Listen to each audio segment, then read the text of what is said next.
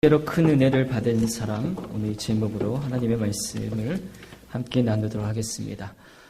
전에도 한번 말씀드렸습니다만 스탠포드 경영학 교수 짐 코린 목사님 이렇게 말합니다. 큰 사람 없는 비전은 아무런 쓸모가 없다라는 말씀을 드렸습니다. 맞는 것 같습니다. 가정이나 회사나 기업이나 공동체나 교회나 큰 비전을 세우고 목표를 세우는 것도 중요하지만 그 목표를 세우고 또 그 비전을 이루고 꿈을 이루어 나갈 때에 큰 사람이 있어야 된다는 겁니다. 잡목 가지고는 큰 집을 지을 수 없듯이 또 거목이 되어야 큰 집의 소재가 될 수 있듯이 말입니다. 저는 당진교회 목사로서 저와 여러분 우리 모두가 오늘 또 예배하는 저와 여러분들이 큰 비전을 이루는 큰 사람 되기를 주님의 이름으로 간절히 부탁합니다. 그러므로 저희들은 아멘한 대로 우리는 누구든지 믿음의 거인이 될 수 있습니다. 하나님께 크게 쓰임 받을 수 있는 대목이 우리에게 될 수 있다는 겁니다. 미국에서 40대 창업주 가운데 뉴욕의 빈민가 출신인 하워드 슐츠라는 사람이 있었습니다. 이 사람은 시애틀에 스타벅스 커피점 1호점을 출발으로 하여 불과 10년 만에 세계적인 기업으로 거듭나고 세계 최고의 기업 브랜드로 성장시킨 영웅적 인물이었습니다. 그래서 이 사장은 전 세계 2,000개 이상 되는 점포를 확장되어 가고 있고 우리나라도 커피 산업이 본격적으로 이루어지기 전에 스타벅스가 각 도시마다 커피의 바람을 불어넣게 되었습니다. 그분의 성공 전략은 한마디로 차별화 정책이었다라는 거예요. 사람들이 나이키 운동화를 10만 원 이상 주고 사서 신듯이 이 사장과 스타벅스의 기업 철학은 전 세계인들이 스타벅스 커피점에 들어가는 것을 자기의 신분 상승으로 여기게 할 만큼 그런 마인드를 가지고 기업 경영과 또 점포 경영을 했더라는 것이죠. 차별화를 강조합니다. 소위 차별화 전략이 세계 최고의 커피 브랜드로 성장시키게 되었다라는 겁니다. 여러분, 선명한 색은 멀리서 봐도 그 색은 뚜렷하게 나타나지요. 사람들은 자신만의 선명한 색을 만들기 위해 많이 노력합니다. 차별이란 말은 예전에는 좋지 않은 말로 사용되었지만 요즘에는 그 차별화라는 성공을 위한 최선의 전략으로 받아들이고 있습니다. 차별화에 실패한 상품은 시장에서 환영받지 못하고 또 차별화되지 않은 인재는 기업에서 외면받는 것이 현실이라는 것이죠. 우리가 알고 있는 요즘 우리가 스마트폰을 많이 사용하고 있는데 거기에 이제 구글이라는 검색 엔진도 이런 차별화 정책으로 인하여 세계적인 기업이 되었고요. 델 컴퓨터나 우리가 온라인 쇼핑몰의 젊은이들이 많이 하고 계시는 옥션이라는 온라인 쇼핑몰도 마찬가지로 차별화 전략 때문에 성공한 기업들의 사례로 요즘 많이 보여주고 있다는 것이죠. 개인도 마찬가지죠. 개인들도 본인들이 그런 꿈과 또 차별화된 인생을 살아가기 위해 불철주야 노력하는 사람들이 우리 주변에는 굉장히 많더라는 겁니다. 이들은 독창성이 있습니다. 그리고 이들은 목표가 분명합니다. 그리고 정밀합니다. 그리고 지속적으로 나가는 특징들이 있다는 겁니다. 여러분, 마찬가지로 우리 믿음에 있어서도 이런 차별화 인생을 살아야 된다고 보고 있습니다. 그래야 우리가 세상에 나가서 영향력을 끼치고 세상을 변화시키고 또 하나님의 일을 쓰임받을 수 있는 그런 경쟁력이 우리에게 생기더라는 것이죠. 오늘 본문에 보게 되면 그 차별화 인생을 살아간 한 사람을 볼 수가 있는데 그 사람은 노아입니다.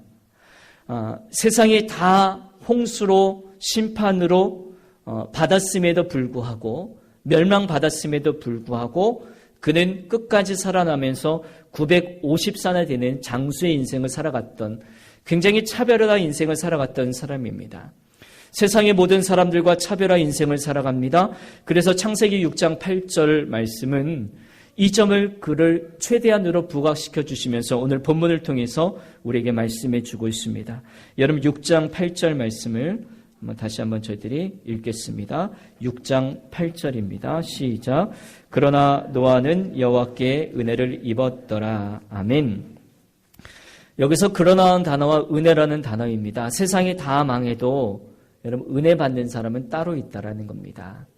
저는 여러분들이 이 노아처럼 하나님께 좀 특별한 은혜를 받으시는 여러분 되시고 그 은혜를 사모하시는 여러분 되시기를 주님의 이름으로 축복합니다. 노아가 살던 시대는요, 지금 우리가 살던 시대와 마찬가지로 인류 역사상 가장 타락한 시대가 노아 시대라는 거예요. 그래서 하나님께서 어느 정도로 그의 타락이 심했냐면 하나님께서는 한탄하시면서 온 세상을 다 심판하시기로 작정하시고 결단하십니다. 너무너무 심각하게 타락하기 때문에 그래요. 그래서 내가 사람을 만든 것 하나님께서 근심하고 탄식할 정도로 세상이 너무너무 악한 세상으로 변했다라는 겁니다. 근데 이 시대에, 그런 시대의 노아는 안식이라는 이름의 뜻으로 하나님께서 노아에게 특별한 은혜를 베풀어 주시고 하나님께로부터 큰 은혜를 받음으로 말미암아 은혜 가운데 살아가는 차별화된 인생을 살아갔던 노아의 한 사람을 보게 됩니다. 역시 오늘 이 시대도 마찬가지지만 여러분, 하나님의 은혜는 여전히 우리에게 충만하게 될 줄로 믿습니다.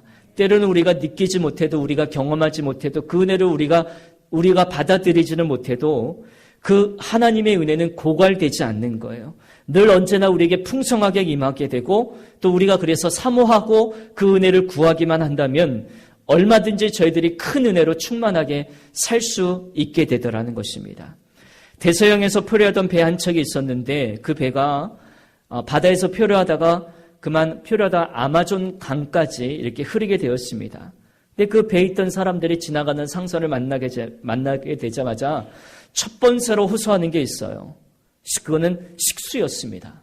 우리에게 제발 물 좀 주시오. 정말 물이 없어서 죽을 힘을 다하여 사투하고 있었더라는 것이죠. 그러다가 아마존 강까지 흐르게 되었는데 그렇게 하는 극한의 와중에 지나가던 상사를 만나게 되자마자 그들이 식수를 달라고 외쳐대는 거예요. 근데 때마침 그 옆으로 다가온 그의 배의 선장이 이렇게 말하는 거예요. 당신들은 이미 강물 한복판에 떠 있는 것을 모른단 말이요. 이 강물이 다 먹을 수 있는 식수라는 것이죠.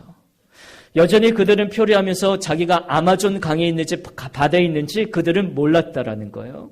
그런데 이 얘기가 무슨 이야기냐면 우리는 이미 하나님의 은혜의 강물 위에 그 강물 속에 떠 있고 거기에 살고 있다라는 겁니다. 하나님의 은혜는 여전히 우리에게 흘러넘치고 있다라는 겁니다. 그러면 하나님의 큰 은혜를 받은 사람은 어떠한 모습으로 살아가게 된가?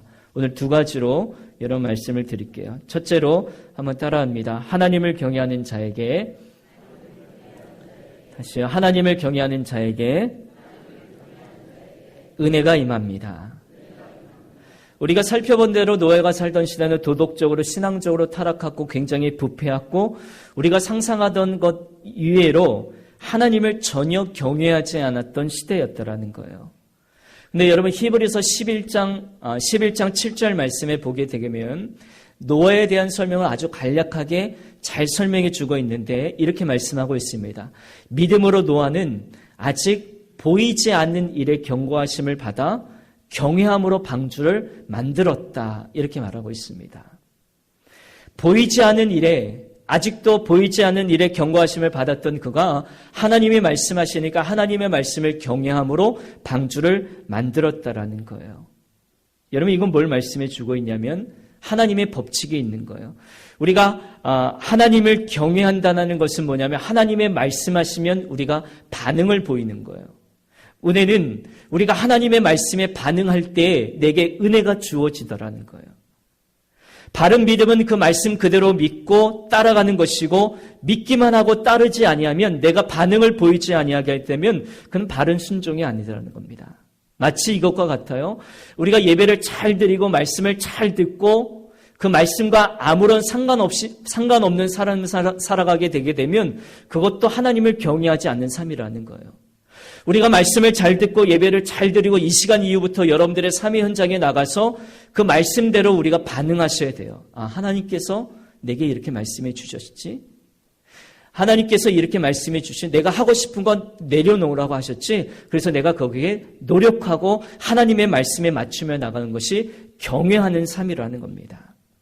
오늘 마찬가지로 오늘날 지구촌에서 일어나는 현상들은 저희들의 마음을 굉장히 근심하게 하고 아픔게 합니다. 외적으로는 과학능력을 발달하고 여러 가지로 우리에게 편리성을 주고 있어서 우리가 생활이 굉장히 편리하고 있지만 인간의 내적으로는 점점점 사람들이 악해져 가고 있는 거예요. 존엄성이 없어지게 되고 정말로 범죄들이 생각하고 끔찍하게 일어나게 되고 그런 말도 있잖아요. 딸 키운 부모는 안심할 수도 없다라는 거. 딸이 들어오기 전까지는 두 다리 뻗지 못하고 잠도 못 주무시는 현 시대가 지금 이 시대라는 거예요. 노아 시대도 마찬가지였습니다. 어쩌면 지금보다도 더 우상이 가득했고 가정의 문제와 결혼의 문제와 동성의 문제와 또 여러 가지 불신의 생활들이 모든 사람들이 다 빠져져 있다라는 거예요.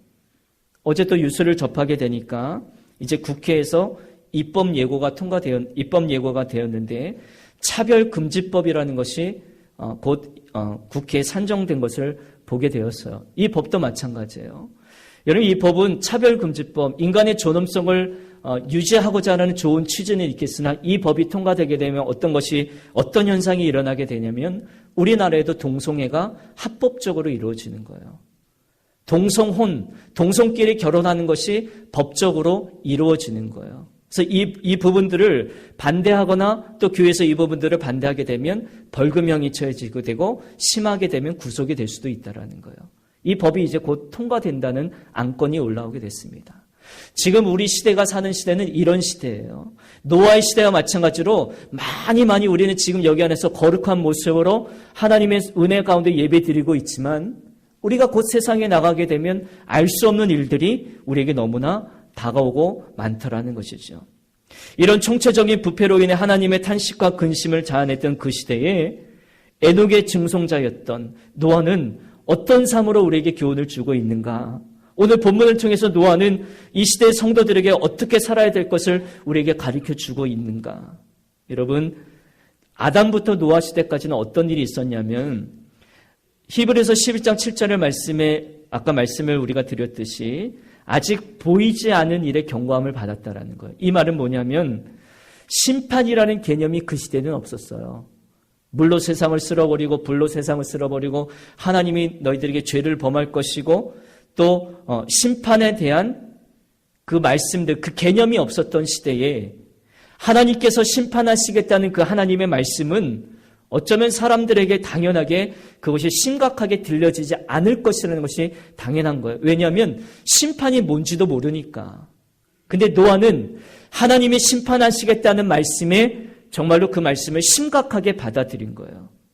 만약에 소돔과 고모라 성 같은 불의 심판 같은 것이나 전쟁을 경험했더라면 그 사람들이 또 이런 일들이 우리에게 닥칠 것이다. 그 말씀을 받았을 건데 그런 끔찍한 일들을 경험하지 못했던 사람들, 아직 보지 못하는 일의 경고하심을 받아들였다라는 겁니다. 노아는 그 말씀을 경험으로 받아들인 것이 아니라 무조건 경외함으로 그 말씀을 받아들였습니다. 방주를 만드는 일이 한 달이나 1, 2년이나 2년이나 10년 동안 끝나는 일이 아니었어요. 120년 동안이나 계속해서 만들고 또 만들어야 되는 일들이 방주를 만드는 일이었다는 거예요. 여러분, 노아 그렇게 생각하지 않았겠어요? 내가 혹시 하나님의 말씀 잘못 들은 거 아닌가? 아무 일 없으니까요.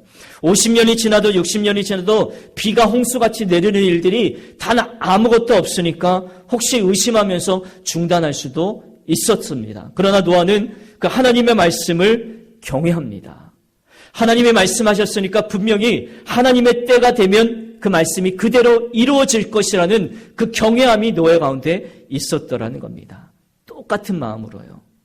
하나님의 말씀에 순종하고 방주를 짓고 또 지었습니다. 세상 사람들의 비웃음도 만만치 않았을 것입니다. 그러나 그 비웃음에 전혀 개의치 않았던 노아의 경외함이 있었더라는 거예요. 하나님의 말씀을 통째로 받아들이는 겁니다. 이것이 맞으니까 받아들이고 이것이 이해 안 되니까 안 받아들이는 게 아니라 하나님의 말씀을 통째로 받아들이는 거예요. 말씀을 신뢰한다면 그것이 옳고 그름을 판단하기에 앞서서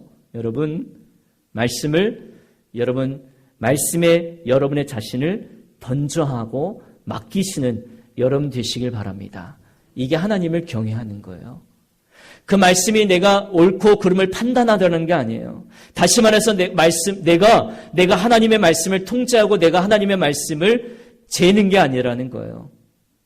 그 일을 행하시도록 하나님이 나를 사용하시도록 그 말씀을 내가 받아들이고 맡기는 것이 하나님을 경외하는 것. 저는 여러분들이 정말로 하나님의 말씀을 경외하시는 저와 여러분이 되어서 저와 여러분의 심령이 그 말씀에 반응할 수 있기를 주님의 이름으로 간절히 소망합니다. 반응한다는 것은 하나님과 관계를 맺고 있는 거예요. 우리가 사람을 사랑하게 되면 그 사람의 말에 반응하게 되어 있어요. 그리고 그 사람의 음성에 우리가 귀 기울이게 되어 있더라고요. 하나님의 말씀에 반응한다는 것은 하나님을 사랑한다는 것을 고백하고 있는 것이고 하나님과의 관계를 잘 맺고 있다는 증거라는 것입니다. 노아도요, 굉장히 답답했을 것이라고요. 또 방주가 완성되는 그 순간에도 해가 중천에 떠 있었습니다. 세상 사람들은 여전히 자신들의 낙을 누리며 살아갔습니다. 그때마다 노아는 다시 말씀으로 돌아갔습니다. 다시 마음을 붙잡았어요. 아, 하나님이 말씀하셨지. 하나님이 길이었지. 그래서 또 다짐하고 또 길을 걸어갔다고요. 여러분, 믿음의 사람들, 이 세상 사람들이 눈으로 보면 어쩌면 바보스럽고 미련스럽게 보일 수 있습니다만 여러분, 하나님께서는 저와 여러분의 믿음을 소중하게 바라봐 주실 줄로 믿습니다. 하나님께서 노아에게 보상을 주셨어요. 그 집이 다 구원을 얻었노라. 여러분, 이 은혜가 있기를 주님의 이름으로 축복합니다. 두 번째, 다른 신앙으로 사는 자에게 은혜가 임합니다. 따라합니다. 다른 신앙으로 사는 자에게 은혜가 임합니다. 여러분, 믿음의 삶은, 하나님을 경외하는 삶은 다르게 사는 거예요. 아까 차별 안 하는 인생을 말씀드렸지만 노아도 마찬가지입니다. 인생의 큰 배를 만드는 거인이 되었는데 베드로후서 2장 5절에 보게 되면 베드로 사도가 노아를 소개해주고 있습니다. 이 말씀은 뭔가 하면 의를 전파하는 노아, 의를 전파했다라는 거예요. 하나님의 옳고 그름을 전파했던 노아는 뭔가 하면 이 의를 전파했다는 것은 하나님 보시기에 옳은 것을 전파하며 세상이 틀렸다고 확실하게 말할 수 있는 그런 믿음의 사람이었다라는 겁니다. 혹시 여러분들은 여러분의 삶을 통해 어떤 것을 나타나시고 또 과감하게 세상은 틀렸다고 말씀할 수 있는 용기와 담대함이 혹시 여러분들에게 있으십니까? 노아의 삶은 삶으로 보여주는 믿음의 설교였습니다. 그의 인생이 그냥 설교였다라는 거예요. 삶으로 보여주는 힘과 영향력이 있었습니다. 세상이 틀렸고 노아가 맞았음을 하나님이 말씀이 옳았다는 것을 노아는 그의 삶을 통해서 증명해 보이고 있었다라는 겁니다. 요즘 여러분 어떤가요? 요즘은 여러분 거꾸로 가고 있다는 것을 많이 느끼고 있지 않습니까? 세상이 교회를 평가하죠. 그리고 많은 대형 교회들이 무너지게 됩니다. 그리고 큰 목회를 하신 목사님들이 많은 비난을 받게 됩니다. 그래서 세상이 교회를 향해서 어떻게 얘기하냐면 정신 차리라고 얘기해요. 깨어나라고 이야기합니다. 그리고 세상이 교회를 향해 그리스도를 향해 바르게 살라고 얘기하고 있습니다. 여러분, 그래서 저와 여러분들이 많이 우셔야 돼요. 기도할 때마다, 예배 드릴 때마다, 이런 음성을 들을 때마다 이것은 비단 큰 교회를 향한 어떤 목사를 향한 지칭하는 말이 아니라 하나님이 저희를 향하여 하나님의 성전으로 말한 저희들에게 향한 세상의 외침이라고 우리가 그것을 받아들여야 돼요. 근데 많은 그리스도인들은 이 외침은 나를 향한 외침이 아니라고 생각해요. 이거는 큰 교회의 일이야. 다른 교회들을 향한 일이야. 어떤 목사를 향한 이야기야 라고 말하지, 그 세상을 향한 외침은 세상이 또 우리를 향한 외침, 정신 차리고 바르게 하라고 그 외침을 우리들은 잘 받아들이지 않아요. 근데 저희들은 그 외침을 듣고 우리의 삶이 회복되어야 되더라는 겁니다. 여러분, 교회가 존재하고 여러분과 제가 존재하고 그 존재하는 이유가 뭘까요? 바로 세상과 다른 모습을 보여주기 위해 믿음의 사람들은 역시 하나님의 말씀을 선택하고 살아갈 때 다른 쪽이 틀렸다는 것을 보여주기 위함이라는 거예요. 그래서 하나님 나라가 이 땅 가운데 존재하고 있다는 것을 우리의 삶을 통해서 보여주는 것이 우리가 살아가는 존재의 목적이라는 겁니다. 근데 세상 사람들이 보면서 우리와 똑같네, 뭐 이런 소리를 많이 듣죠. 노아 시대에 많은 사람들이 노아와 노아 가족들을 비웃었고 저 사람들은 왜 우리와 다르지? 저 사람들은 왜 우리와 다르게 생활하지? 그런 소리를 비웃음을 듣는 가운데도 그들을 의에 전파하는 까닭에 그 말씀을 많이 들었다고요. 노아는 달랐기 때문입니다. 노아는 분명히 자기 자리에 위치하고 있었습니다. 여러분, 하나님께서 분명히 다니엘과 요셉과 노아 같은 사람을 높여주셨기 때문에 분명히 하나님께서 저와 여러분들의 삶에 편들어 주셔서 존귀한 인생이 될 줄로 믿습니다. 하나님을 경외하시는 저와 여러분이 되셔서 하나님의 축복이 우리에게 임하시기를 예수님의 이름으로 간절히 축복합니다. 기도하겠습니다.